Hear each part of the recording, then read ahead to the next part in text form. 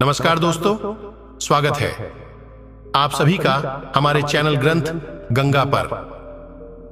दोस्तों, चाणक्य ने अपने नीतियों में विवाह के संबंध में स्त्री कैसी होनी चाहिए, इसके बारे में बहुत ही महत्वपूर्ण नीतियों की रचना की है, जिसको आप सभी को जानना चाहिए।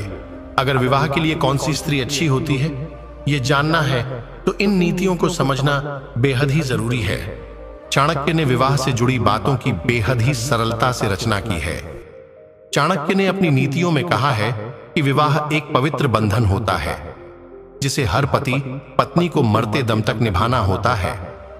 पर विवाह किस तरह से करना चाहिए, इसी में हम सबसे बड़ी भूल कर देते हैं और पछताते हैं। तो दोस्तों, आज मैं आपको चाणक्य नीति के अनुसार कौन से कुल, चरित्र और गुणों वाली स्त्री से विवाह करना चाहिए, यह बातें बताने जा रहा हूं। यह बात जरूर कड़वी लग सकती है, लेकिन यही बातें सच हैं। तो चलिए जानते हैं चाणक्य क्या कहते हैं। दोस्तों, आचार्य चाणक्य ने विवाह की कठोर सच्चाई के बारे में यह बहुत सुंदर बात कही है। शादी विवाह के लिए सुंदर कन्या देखी जाती है, यह बात जरूर सच है। स्त्री का सौंदर्य उसके गुणों में छुपा रहता है। जिस प्रकार कोयल और कौवा दोनों काले होते हैं, परंतु कोयल की मीठी कुक सभी को पसंद होती है। यही मीठा स्वर उसका सौंदर्य है। लेकिन लोग कन्या के बाहरी सौंदर्य के कारण न कन्या के गुणों को देखते हैं, न उसके कुल को, क्योंकि नीच कुल की कन्या के संस्कार भी नीच ही होंगे। उसके सोने, बातचीत करने या उठने बैठने का स्तर भी निम्न होगा, जबकि उच्च और श्रेष्ठ कुल की कन्या का आचरण अपने कुल के अनुसार होगा। भले ही वह कन्या कुरूप सौंदर्यहीन हो, वह जो भी कार्य करेगी उससे वह अपने कुल का ही नाम रोशन करेगी।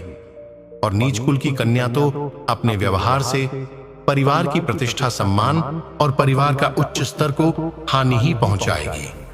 वैसे विवाह तो सदा ही अपने सामान कुल में ही करना उचित होता है, अपने से नीचे वाले कुल में नहीं। चाणक्य ने नीच कुल का मतलब यह नहीं कहा है कि उसके परिवार की धन और संपदा नहीं, बल्कि उस परिवार का चरित्र है। अगर उस परिवार में चोरी, हत्या अथवा झूठ बोलने वाले लोग रहते हो, तो ऐसे परिवार से रिश्ता जोड़ना अशुभ माना जाता है। विवाह के संदर्भ में चाणक्य ने कुल भेदभाव की बात नहीं मानी है। उनका कहना है कि नीच कुल में उत्पन्न कन्या भी यदि अच्छे गुणों से युक्त है, तो उससे विवाह करने में कोई भी हानि नहीं है। हर पुरुष की कामना होती है कि उसकी पत्नी अच्छे कुल की हो, परंतु यदि किसी स्त्री ने अच्छे कुल में जन्म लिया है और देखने में भी उसका शरीर सुंदर है, परंतु यदि वह भी विद्या से हीन है, तो उसकी स्थिति भी ढांक के उसी फूल के समान होती है जो गंध रहित होता है। ढांक का फूल देखने में सुंदर और बड़ा होता है, परंतु जब लोग यह देखते हैं कि उसमें किसी प्रकार की सुगंध नहीं है, तो वह उसकी उपेक्षा कर देते हैं। ना तो वह किसी देवताओं के पूजन में चढ़ाया जाता है, ना ही साज श्रृंगार में उसका उपयोग किया जाता है।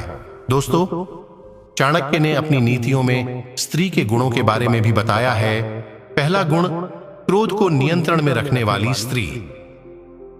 आचार्य चाणक्य ने अपने नीति में बताया है कि अगर कोई स्त्री अपने गुस्से पर कंट्रोल करना जानती है, तो वह विवाह करने के योग्य है।